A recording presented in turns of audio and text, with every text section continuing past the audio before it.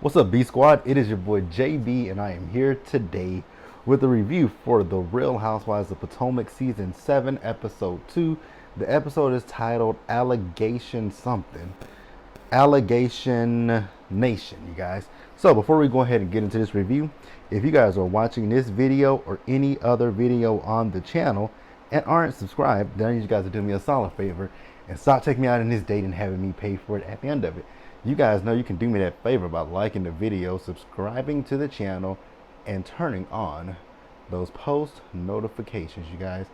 And with that out the way, without further ado, let us discuss The Real Housewives of Potomac, shall we? All right, you guys. So this episode picked up where we left off in the last one. You guys remember Giselle, when Mia came in, she was like, "Is this what cancer looks like?" And you guys remember Mia told Giselle, "F you," right? And honestly, you guys, I was on Mia's side, right? Granted, did I think that Mia, I don't know if I thought Mia was lying about the cancer thing or whatever she want to call it. I didn't think she was lying. I just thought it was kind of weird the way that she preferenced it and she did things. But you know, sometimes for people, that is an escape for them, that is an outlet for them to get on social media and to feel free to be open to say to their fans, their supporters, anybody, "Hey, I'm going through this right now," because I've done it, you guys. I've told you guys about, recently in September with my mom's birthday and everything, how I was feeling. So I get it, but I don't know if with Mia, I don't necessarily know if I would have said, something, and I think I said it last week. I would have said something along the lines of, I got some news from my doctor, and my doctor said I needed to go to Johns Hopkins, because they saw some y'all know the word I'm trying to say, moralities, whatever, something abnormal in my scan. So I would have said that, but she didn't. Mia said things the way that she wanted to say it, right? So it was so funny because I don't know if they best friends anymore. Her friend Jacqueline was defending Mia, and Wendy was like, "Wait a minute, who is she?" Mia was like, "This is my best friend Jacqueline." "Oh, I didn't know who you were. I wasn't trying to be rude. I just didn't know who you were." I would have been the same way. Like, "Girl, you doing all this talking, but do we know you, ma'am?" So honestly, you guys, I was on Robin's side too in this episode, in this part of the episode, right? So Robin was like, hold on. Like, let's pause the brakes, pump the brakes, and let's pause right here, right? Because let's not act like it's just me and Giselle that feels this way. Everybody else has felt this way. So they showed Candace how she felt. They showed how Ashley felt. Karen is the only one who was kind of neutral, who said she can see what they're saying, but we still got to give Mia the benefit of the doubt, right? So then we see Cherise. So Cherise came up to give Karen a hug. I was like, "Ugh, why is Cherise here?" So I did hear them talk about meeting up with each other and having a conversation, and Karen said yes. I was like, "Girl, I wouldn't meet up with Cherise if you paid me. Really, really wouldn't." So then we see Katie. Katie Ross is back, you guys. I really wish they would have brought Katie Ross back instead of Cherise, because, you guys, I enjoyed Katie the last time we saw Katie. Oh my God, we saw Katie with that distressed wig in the Cayman Islands. Oh, I miss Katie. When she read Ashley, but then when Ashley came back with that nasty comment, child, Katie went up, and Giselle's on messy behind took Katie over to Ray, because you guys remember last season when they were playing that game of who would they in the circle in the group, who would the husbands like to, if they could, who would they be with? And you remember Ray said Katie, so Giselle took Katie up to Ray. Baby, Katie grabbed a handful of Ray's ass, and she was just, I was like, "Oh, Katie, the Grand Dame is not gonna like this, y'all." Speaking of the Grand Dame, you guys, what was that speech that Karen gave at that party? The Grand Dame is back. I was with the rest of the ladies like, "Where's the Grand Dame back from? Where did she go? Did she go somewhere that we didn't know? Did she leave? Did she come back? Where did the Grand Dame go and she came back from?" But that was really it with the party. They all seemed like they had a good time. Wendy loved the fact that seeing Candace and Candace and Ashley talking to each other. So Candace was telling Ashley she was going to the Grammys, and that was really it. It was a cool party. They had fun. But yeah, you guys, let's pause here and let's move forward. All right, you guys. So next up, let's talk about Candace real quick. So we see Candace, and Candace is at her home. She's cooking, and her sister comes. So y'all can say whatever y'all want to say about Candace and her family, but the fact that her family has the means and the money to do these things, and then you got Hey Arnold Stewie over there, who's having to make a deal with the Hobbit and the Troll to get a house, but Candace's parents have getting the house built for her sister. I would rather my family build me a house than a disgusting person like Michael Darby. Just saying. You guys can agree or disagree. It is what it is. So Candace's sister is staying with her until the house is built, right? And oh, that's right. I was about to say, what happens to the house that Candace and her mom shared? They sold it. Ooh, the generational wealth right there, baby. When them parents pass away, I'm pretty sure Candace and her sister, and I think they have a brother, they gonna be set for life. They are gonna be fine. They don't want for nothing now. They really ain't gonna want for. And then when they have kids, them kids gonna be set up. Now that is what we call black excellence, right? And y'all know Dot is not my favorite person of the housewife mother. She's one of my least favorite housewife parents. So Candace is telling her sister that she is going on the IVF journey with Chris, right? And so Candace, you guys, and I like Candace, but I think Candace is doing a little bit of complaining a little bit too much, right? Because here's my thing, right? She's talking about them having kids, and I get it. When you do have kids, you do want to know that your spouse is going to be there with you in the long haul, going to be there with you when the baby needs to be fed, when the baby needs to be changed. You do want to know the child, other parent is going to be there. But I just think that Candace is doing a little bit too much. For me, I just think she's doing a little bit too much. Yes, Chris works, irregular hours, right? But that comes with the territory of being a restaurateur, right? So I get Candace's frustration, but then at the same time, it's like, if he didn't work, then you would be complaining about he's always at home. Like, it kind of, and here's an interesting thing. As much as Candace talks about how busy Chris is, so are you, Candace. Like, you are re-releasing your album. You are in graduate school. You're going on tour. So you're doing a lot of things as well. So are you gonna, like, because it kind of feels like she's saying that he needs to slow down, but I'm like, both of y'all can, maybe both of y'all can slow down, right? I don't know. I want you guys to tell me what you guys think and feel about that situation. For me, I think Candace might be doing just a little bit too much. But you guys can definitely let me know what you think, and we'll discuss it going forward. So let's pause here and let's move forward. All right, you guys, so next up, let's talk about Saturn's rings. So Saturn's rings is meeting up with her girlfriend, Robin, right? And they're having a little dinner date with each other. I'm like, oh, how cute. Look at the lovers. Jokes, by the way, you guys. So Robin has a bone to pick with, Robin has a bone to pick with Saturn's rings, right? And she was like, about what? And she was like, did you say something that you probably shouldn't have said? And she was like, She's like, oh, but I thought she knew. So she's talking about at Karen's party, you guys, in last week's episode, when they were talking about Hey Arnold, Stewie, and Michael buying a house together. Saturn's rings took it upon herself to say that, neither Robin, with Robin's house, Juan's name is not on that house. And I mean, I don't see nothing wrong with the fact that his name isn't on the house. But here's my thing when it comes to that, because Robin told us in her interview that the reason his name is not on the house is because his credit hasn't bounced back yet from the bankruptcy. Well, no, the foreclosure, right? And I was like, girl. Oh, I can see why he's not really itching to marry you right now, right? And I can see, you know what? Oh, when it comes to that prenup, Juan shouldn't have any issues with signing that prenup because she already lost some money once before. So I would just be like, you know what, you already lost money before. Let's sign this so that way, if anything happens and it's and you the cause of it, they're gonna take your funds and not my funds. So yeah, I guess. But damn, the fact that his credit score hasn't recovered well enough after she, that's sad.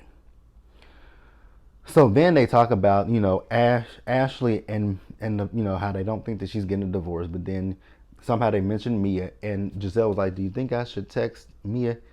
And she said, "Yeah." So she texts Mia. So then Boy Robin tells, Giselle about a meetup she had with Hey Arnold Stewie, right?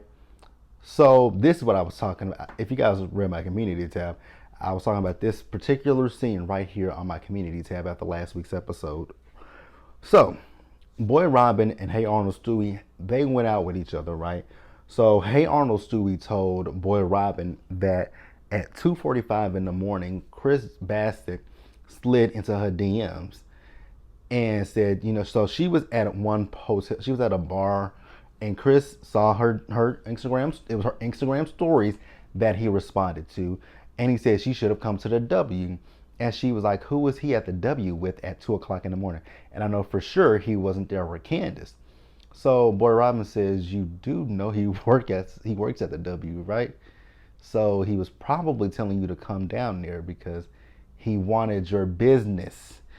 And so everybody on social media this past week had been coming at me saying, that ain't something that you do, especially when his wife and her are going back and forth with each other, and you DMing her, you slid in her DMs. He did not particularly slide into the girl's DMs. He responded to an Instagram story. When you respond to an Instagram story, it goes where? To your DM. Chris was innocent in this situation. He was not trying to push up on her. Girl, you need to worry about the fact that your husband has done something like your crusty ass pedophile. Let me not say that. Your creepazoid of a husband, your your physically abuse, your handsy ass, grabby ass husband. That's the one that you need to be worried about sliding into motherfuckers' DMs, not Chris. So, girl, so then Saturn's Rings wants to say, well, he makes her feel uncomfortable because he slides in her DM. I'm like, ma'am, what is he sliding in your DM for? Because this wig, because nothing, let me not say even, Giselle's a beautiful woman, right? But these looks are no. Especially this whatever this monstrosity is in this interview. Girl, no. So she feels uncomfortable. So she says that she felt uncomfortable at the reunion because Chris wanted to talk to her in her dressing room, but her hair and makeup people weren't in there. I'm like, you should have been thankful that they weren't in there, because the way that they sent you out on that stage looking, you should really fire them.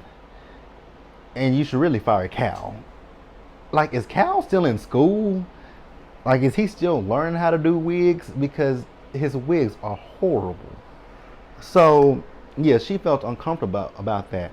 But mind you, we'll come back to that in just a minute. But let's pause here and let's move forward, you guys. So next up, you guys, let's talk about Karen real quick. So we see Karen. So Karen, earlier in the episode, she went to go get Tiffany feet checked out, right? Tiffany feet are good. I don't really care about that. Honestly, you guys, with this episode, Karen didn't have much going on besides Tiffany feet, and she told Ray about the doctor's appointment. So I guess one can assume that Ray is not that happy that she went and got Tiffany feet lifted. But I mean, and like I say, if it makes Karen happy, if it makes any woman happy to get breast implants, get fat added to your breast, lift your breasts, whatever you got to do to make yourself feel happy, you do it, right? That's between you. If it makes you happy, you do what makes you happy. I wonder how old Karen was when she got them big, huge ass titties that she used to have. Cause remember season 1 and season 2, Karen had them big, huge titties that just sat out. I was so glad when Karen got them removed because them titties were just astronomically big. Like them titties were giving Wendy Williams. Like, because I remember because when Potomac season 1 first started, and Karen in her looks, she would be sitting like this, and I'm just like, God damn, Karen, them titties are just huge, and they just sit like, because that's how she would sit and stay in her poses. I was like, God damn, put them down just a little bit, because God damn, you standing like that make my back hurt, and I ain't even got no titties. But hey, that's really all that happened with Karen. Let's pause here and let's move forward, guys. All right, you guys. So next up, we see G and Mia.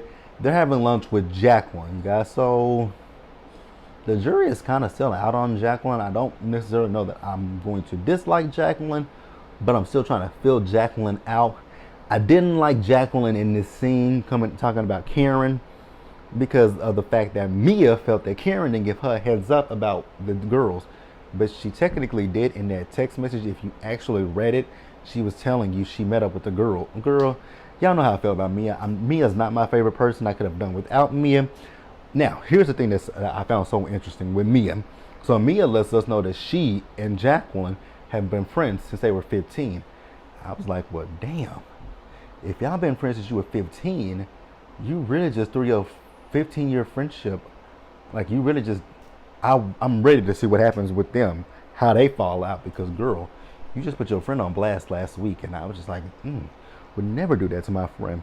Because my best friend and I, we've been friends since we were, how long have me and my best friend been? How long have we been besties? I think she watches. Danielle, do you watch my video? I know you do. You don't have a comment, which that's fine. But we've been, I said how long we. How old were we? Because we're the same age. We were in 10th grade. That was '04, right? I'm talking like she can't, well, that was '04 when we became friends. Yeah. Because we were in Miss Snow class, Miss Snow's English 2 class, and we were sophomores. We were sophomores and we were sophomores. So we graduated in 2007. So 7, 6, 5. It was '04, '05, right? I think it was '04, '05. So we were like '04. That means I had just turned 15, and she had not turned 15. It is what it is. Oh, so we've been friends about as long as Mia and the same. We've been friends about the same, not as long as them, but we've been friends for a very long time, almost 20 years. We have almost 20-year friendship, and I would never throw her under the bus. The way that Mia did Jacqueline, bitch, I could never do that to mine. I would never do it, and we know so many things, but we know a lot of stuff about each other. She knows things about me, I know things about her. Nobody would ever know. But literally would never. The fact that Jacqueline and Mia were best friends, and now they're not. Poor. I mean, how can you trust a person that look like The Mask? No shade to Mia, but you look like The Mask. Let's pause here, you guys, and let's wrap up this episode. All right, you guys, so we see Ashley. So Ashley has her friend Deborah over. Y'all, can we talk about Deborah's eyebrows? Them eyebrows went like this. I was just like, what the hell is wrong with her eyebrows? Ooh. So she's one of Ashley's friends that she's met, with her mom, being a mom. Now, Miss Deborah, what I'm gonna need you to do is mind your motherfucking business, right? Because Ashley's, they're talking about, the house and the apartment. Ashley and Michael have definitely outgrown that little bitty ass condo.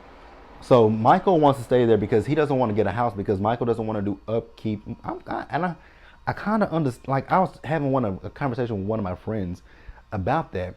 We talk about, like, the difference between owning a home and also between the difference between owning a home and living in an apartment, right? Like, living in an apartment, you have your maintenance people that come out. In certain apartments, you have your valet trash, or you have a trash chute, right? And when it comes to the maintenance, you still do have to wait for people to come out. And even if you live in your own home, you still have to wait for someone to come out. But the difference between an apartment and a home is you don't have to, put in a work order and then you have to wait for them to contact you, right? You call somebody. I think that's what the plus and negative is.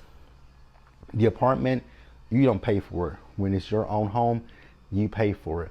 For me, the reason why I want a home is because I want a backyard. I don't want to. I'm cool with neighbors, but I don't want somebody that's above me, and I don't want somebody that's below me either, right? So I get both sides of the coin, but for me, I'm with Ashley, and I do think Ashley's using this to get what she wants, right? So then they talk about her TikTok baby. Stop showing Ashley and that offbeat dancing. I don't need to see Ashley dancing. I can do without seeing her dancing, right? So Ashley's gonna have a dance class, right? And the girl asked her, "Are you inviting Candace?" Ma'am, shut up. You are not a part of this circle, so you need to exit your way out of our circle and leave Candace alone. Candace don't know you. She ain't bothered you, so mind your business, boo. So the girl does ask Ashley if she's dating. She's not dating, nor is Michael. I really don't care. I don't understand why they're still living together if you're separated, because technically you're not that separated, right? So then we see Hey Arnold Stewie. So she took Candace out to tell Candace about the DM from Chris, and Candace was like, "But you do know he was working, right?" Because she was like, "I don't know what the context was." Now, depending on when this was filmed in comparison to her conversation with her boy Robin, she may or she may not have known, right? But you do know what the context was. The context was he didn't jump into your DM. He responded to your Instagram stories, and that's what happened. So he didn't technically just say, "Oh shit, let me get an Ashley." I've been wanting to get a big football head Ashley for quite some time. Let me throw a frisbee and see if it'll come back. If it'll orbit around her big ass forehead and come back to me. No, he didn't do that. Like he didn't do that. He didn't throw something at your orbit to see if it's like a planet, if it would just go gravitate around and then come back to him. Go to hell. Like, Ashley knew what she was doing, and so did Giselle. So we see all the ladies, with the exception of Karen, they met up for the dance class. Karen said she had 102 fever, so she was going back home. I was like, say what now? You have 102 fever, but you're going back home? Girl, shouldn't you be going to the doc? Never mind, Karen. It's just the way to not see Sharice, and I don't blame you. And that's what Giselle said. Well, Sharice told me that she reached out to Karen and Karen didn't respond to her. Hell, I wouldn't either. It's Sharice. Oh, God, why is Sharice back? Oh, Sharice. Sharice.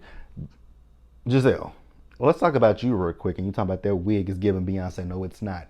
Even Beyonce's worst wig with them ugly ass, choppy ass bangs, even that shit look better than the shit that you wear on any given day. Don't disrespect Beyonce like that. Girl, shabai. So then they talk about the divorce, non-divorce.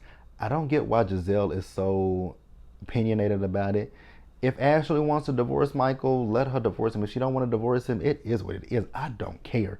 Do I believe that they are divorcing? Not really. But it is what it is, right? So Sharice, they start the little dance class, right? So Sharice, after they finish the dance class, Sharice asks Ashley, "So when are you putting a statement out?" And Ashley says when she gets her house, because right now they have a when she gets her loan. Once she gets her loan, she'll let people know. Yeah, this is giving it. Ashley is using this as a way to get what she wants out of Michael. Can I say I blame her? No. It's actually quite smart if we're being honest with each other. It's really smart. So then Candace and Saturn's rings, they stay behind, right? So this is where Saturn's rings wants to tell Candace that she feels uncomfortable around Chris. But here's my thing with Saturn's rings. If you feel so uncomfortable around Chris, why at Karen's spring fling event, why were you so buddy, so chummy with Chris? If the man makes you so uncomfortable, why were you talking to him? Why were you having fun with him? Why were you laughing with him? You know damn well Chris don't want you. Like, you know that. And I'm just over her. And I was with Candace like, get Eric. Get Eric, because we are not doing this right here. We are not doing this to my husband. If we want to do that to anybody, Michael Darby is available for it. That grabby ass motherfucker. The grabby ass motherfucker. I was like, not that grabby. And Ash, I don't know if Ash heard that or not, because y'all know how production is. Y'all know production is shady as hell. But I was honestly on Candace's side, like, no. What we're not gonna do is we're not gonna vilify my husband. We're not gonna make it seem like my husband is doing something that he isn't doing. We're not gonna do that. If you want to do that, I will be happy to leave this motherfucker. Like, I would be happy to leave. And I was, like I said, I was just really on Candace's side. Like, Giselle tried it.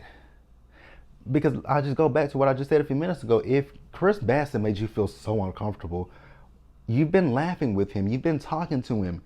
If he made you uncomfortable in your dressing, and you say it yourself, he didn't say anything to you and he didn't do anything to you. So if he didn't say anything or do anything to you, why are you so uncomfortable? Said you don't want to be in your dressing room with a married man. What is that? So if you found a hair, if let's just say Cal was straight, right? And let's just say Cal was married. Let's just say Cal has a husband, or let's just say, even for the sake of saying, Cal has a husband. How would you? So you wouldn't feel comfortable being in a room with Cal, who would be married to a man alone? Or let's just, like I said, let's just say he's straight, right? Let's just say Cal had a wife. So you wouldn't be comfortable getting your hair done. Like, girl, shut up. Shut up. Put the up to the shut. Like, she really tried it. And like, you can really tell that Giselle has no storyline. Let's keep it real. You guys, sorry, had to take a little quick break real quick. But yeah, like I said, we can see Giselle has no storyline. She's grasping at straws. So she's going to piggyback off of Ashley's storyline, and then she's going to make Candace and Chris her storyline.